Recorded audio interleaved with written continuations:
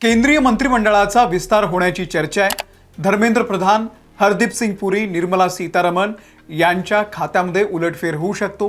Cabinet स्तरावरच्या अनेक मंत्र्यांवरती सध्या आरोप होत आहेत। विद्यार्थी नाराज आहेत, लोक नाराज आहेत, टीका होतीये, आंदोलन होत आहे आणि त्यामुळे रिशफल होणं हे निश्चित आहे। आणि दुसरं महत्त्वाचं कारण म्हणजे एनडीए मध्ये अनेक नवे मित्र जोडले गेलेले आहेत, त्यांनाही सामावून घ्यायचंय, खुश करायचंय। जसं की महाराष्ट्रातलं ऑपरेशन टायगर आहे। 6 खासदार आता एकनाथ शिंदे यांच्या शिवसेनेमध्ये सामील झालेले आहे, त्यामुळे त्यांना एखादं खातं द्यावं लागणार आहे। श्रीकांत शिंदे यांना केंद्रामध्ये मंत्रिपद निश्चित झाल्याची चर्चा आहे। आपचे 7 खासदार राघव चड्डा वगैरे त्यांच्यापैकी एखाद्याला मंत्रिमंडळामध्ये एखादं खातं दिलं जाऊ शकतं। तृणमूलचे 20 खासदार आलेले आहेत, या सगळ्यांना बक्षीस द्यायचंय, त्यामुळे लवकरच केंद्रीय मंत्रिमंडळाचा विस्तार होईल। डिलिमिटेशन विधेयकाला संमत करण्यासाठी मोदी शहांचे प्रयत्न सुरू आहेत आणि त्यासाठी लागणारा 2/3 खासदारांचा आकडा गाठण्यासाठी देशभरामध्ये फोडाफोडी सुरू आहे। पण फुटलेल्यांना बक्षीस द्यावं लागतं, त्यामुळे केंद्रीय मंत्रिमंडळामध्ये या सगळ्यांना सामावून घेण्याची तयारी सुरू झालेली आहे।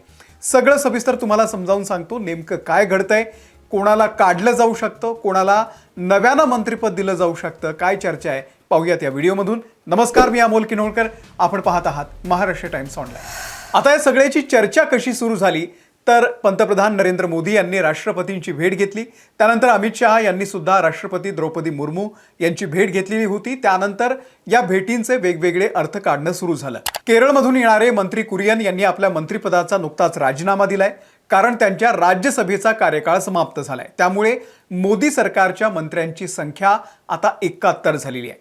आता हे 71चं गणित नेमकं काय ते समजून घेऊयात।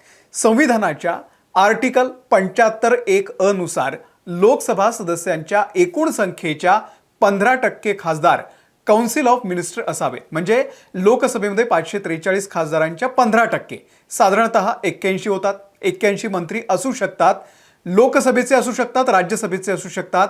पंतप्रधानासहित आकडा 81 पेक्षा जास्त नसावा। सध्या 71 मंत्री केंद्रामध्ये आहेत, त्यामुळे 81 हा जर आकडा पकडला तर 10 मंत्री अजून होऊ शकतात। त्यात नव्यानं एनडीए मध्ये जोडलेले खासदार आहेत, मग ते आपचे असू देत, तृणमूलचे असू देत किंवा शिंदेंच्या शिवसेनेचे असू देत, त्यांना सामावून घेतलं जाऊ शकतं। येत्या काळामध्ये पंजाबमध्ये आणि उत्तर प्रदेशमध्ये निवडणुका आहेत, त्यामुळे ती समीकरणं साधण्यासाठी मोदी शहा यांचे प्रयत्न सुरू आहेत। शिवाय आता जे मंत्री आहेत त्यांची खाती सुद्धा बदलली जाऊ शकतात, काहींचं मंत्रिपद जाऊ शकतं। कोणाचं जाऊ शकतं तर सर्वात जास्त चर्चा आहे ती धर्मेंद्र प्रधान यांची। नीट पेपर फुटीनंतर प्रधान यांच्यावरती देशभरामध्ये संतापाची लाट आहे। कॉकरोच जनता पार्टीच्या माध्यमातून सोशल मीडियावरती आणि रस्त्यावरही प्रधान यांच्यावरती टीका होतीये, राजीनामा मागितला जातोय। पण भाजप दबावाचं राजकारण करत नाही। जरी त्यांचं मंत्रिपद काढलं तरी त्यांना वेगळं खातं दिलं जाऊ शकतं, सामावून घेतलं जाऊ शकतं। दुसरं नाव आहे हरदीप सिंग पुरी यांचं। पुरी यांच्यावरती एप्स्टीन फाईलमध्ये त्यांचं नाव आलं होतं। त्यांचे ते व्हायरल झालेले मेल तुम्ही सुद्धा बघितले असतील। एप्स्टीन सोबत त्यांची भेट झाल्याचा आरोपही राहुल गांधी यांनी केलेला होता, त्यामुळे हरदीप सिंग पुरी यांच्याकडून खातं काढून घेतलं जाऊ शकतं किंवा त्यांना दुसरं खातं दिलं जाऊ शकतं। त्यानंतरचं नाव आहे निर्मला सीतारमण यांचं। देशाच्या विद्यमान अर्थमंत्री आहेत, त्यांना कदाचित शिक्षण मंत्रालय दिलं जाऊ शकतं। 2019च्या आधी त्या संरक्षण मंत्री सुद्धा राहिलेल्या आहेत। मग निर्मला सीतारमण यांचं खातं बदललं तर अर्थ मंत्रालय नेमकं कोणाला दिलं जाऊ शकतं? चर्चा आहे शक्तिकांत दास यांना। शक्तिकांत दास यांना केंद्रीय अर्थमंत्रीपद दिलं जाऊ शकतं। शक्तिकांत दास हे आरबीआयचे माजी गव्हर्नर होते, सध्या ते पंतप्रधानांचे प्रिन्सिपल सेक्रेटरी आहेत। सध्या अर्थमंत्रीपदासाठी त्यांच्याच नावाची चर्चा आहे। त्याचं कारण आहे सध्या रुपयाचं डॉलरच्या तुलनेमध्ये झालेलं अवमूल्यन, सातत्यानं रुपया पडतोय, महागाई वाढतीये आणि त्याचं मॅनेजमेंट निर्मला सीतारमण यांना फारसं करता आलेलं नाहीये। अशा वेळी शक्तिकांत दास मोदींच्या जवळचे आहेत, आरबीआयचा त्यांचा दीर्घ अनुभव आहे, त्यामुळे खाते बदल होऊ शकतो। अर्थ मंत्रालय शक्तिकांत दास यांना दिलं जाऊ शकतं, तर शिक्षण खातं निर्मला सीतारमण यांना दिलं जाऊ शकतं। हे झाले खाते बदल किंवा 1-2 मंत्र्यांचं पदही जाऊ शकतं। पण अजून बरीच जागा बाकी आहे, त्या जागी कोणाची वर्णी लागेल तर पहिलं नाव आहे महाराष्ट्रातून एकनाथ शिंदे यांचे चिरंजीव श्रीकांत शिंदे यांचं। याचं कारण आहे महाराष्ट्रामध्ये उद्धव बाळासाहेब ठाकरे शिवसेना पक्षाच्या 6 खासदारांना त्यांनी फोडलंय आणि आपल्या पक्षामध्ये सामील करून घेतलंय। हे 6 खासदार आता एनडीएचा भाग असतील। मुख्य उद्देश अर्थात डिलिमिटेशनसाठी खासदार वाढवण्याचा आहे। त्यामुळे श्रीकांत शिंदे यांना त्यांनी केलेल्या या कामाचं बक्षीस केंद्रामध्ये मंत्रिपदाच्या रूपात मिळू शकतं। शिवसेनेला कॅबिनेट मंत्रीपद सुद्धा दिलं जाण्याची चर्चा आहे आणि त्यात सर्वात पुढे जर कोणतं नाव असेल तर ते आहे श्रीकांत शिंदे यांचं। दुसरं नाव आहे अनुराग ठाकूर यांचं। सध्या यांच्याकडे कोणतंही मंत्रिपद नाहीये। हिमाचलमध्ये सध्या निवडणुका आहे, निवडणुकांचं वारं वाहत आहे। अशा वेळी त्यांना केंद्रामध्ये मंत्रिपद दिलं जाऊ शकतं किंवा त्यांना मुख्यमंत्रीपदाचा चेहरा म्हणून सुद्धा हिमाचलमध्ये प्रोजेक्ट केलं जाऊ शकतं। काही होऊ शकतं, मोदी शहांच्या मनावर आहे। पुढचं नाव आहे राघव चड्ढा यांचं। राघव चड्ढा यांच्यासह 7 खासदार आपमधून बाहेर पडले। शिवाय जेव्हापासून ते बाहेर पडलेले आहेत तेव्हापासून ते गप्प बसलेले आहेत। जसं ते आधी संसदेमध्ये प्रश्न विचारत होते, समोसा रिचार्ज या विषयांवरती भाषण करत होते, ते आता एकदम थांबलेलं आहे। त्यामुळे त्यांच्या गप्प बसण्याचं बक्षीस रिवॉर्ड त्यांना मंत्रिपदाच्या रूपामध्ये दिलं जाऊ शकतं।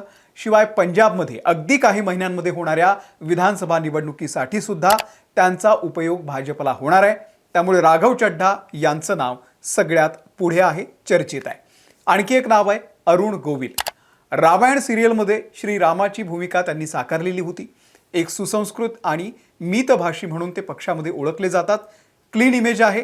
सध्या राम मंदिरात काय काय सुरू आहे आपल्या सगळ्यांना माहिती आहे। राम मंदिर लुटून खाल्लेलं आहे, त्यामुळे भाजपला डॅमेज कंट्रोलही करायचं आहे। त्यामुळे रामाच्या इमेजचा फायदा भाजपला करून घ्यायचा आहे। त्यासाठी अरुण गोविल यांना मंत्रिपद दिलं जाऊ शकतं। राजकारण हे कधीही सरळ सोपं नसतं, तुम्हालाही आता हे सगळं ऐकल्यानंतर अंदाज आलेलाच असेल। यात आणखी सर्वात चर्चित नाव आहे बिहारचे माजी मुख्यमंत्री नितीश कुमार यांचं। ते जेव्हापासून बिहारमधून केंद्रामध्ये खासदार झाले, राज्यसभेवरती गेले, तेव्हापासून त्यांचा योग्य सन्मान राखला जात नाहीये अशी ओरड आहे। शिवाय मित्रपक्षांमध्ये हे उदाहरण दिलं जाऊ शकतं की बघा, त्यांनी बिहारचं मुख्यमंत्रीपद सोडलं, केंद्रात आले, पण इथे त्यांना काय मिळालं? तर मित्रपक्षांमध्ये चांगला संदेश जाण्यासाठी नितीश कुमार यांनाही केंद्रीय मंत्रिमंडळामध्ये चांगलं खातं दिलं जाणार आहे। ग्रामीण, कृषी, पंचायत राज, जलशक्ती किंवा वरिष्ठ कॅबिनेट मंत्री म्हणून लवकरच नितीश कुमार दिसतील।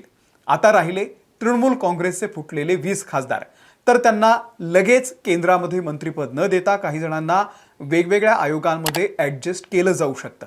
तुर्तास त्यापैकी कोणालाही मंत्रिपद मिळेल असं वाटत नाही। तर या सगळ्या संभाव्य चर्चा आहेत, अंदाज आहेत। तुम्हाला या सगळ्याबद्दल नेमकं काय वाटतंय? कोणाचं खातं काढलं जावं, कोणाला मंत्रिपद दिलं जावं? तुमचं मत आम्हाला खाली कमेंटमध्ये नक्की सांगा। या व्हिडिओमध्ये इथेच थांबतोय। व्हिडिओ आवडला असेल इतरांना शेअर करा आणि आमच्या महाराष्ट्र टाइम्सच्या यूट्यूब चॅनलला सबस्क्राईब करा। त्यासोबतच आम्ही फेसबुकवरती आहोत, इंस्टाग्रामवरती आहोत, तिथेही फॉलो करा। धन्यवाद।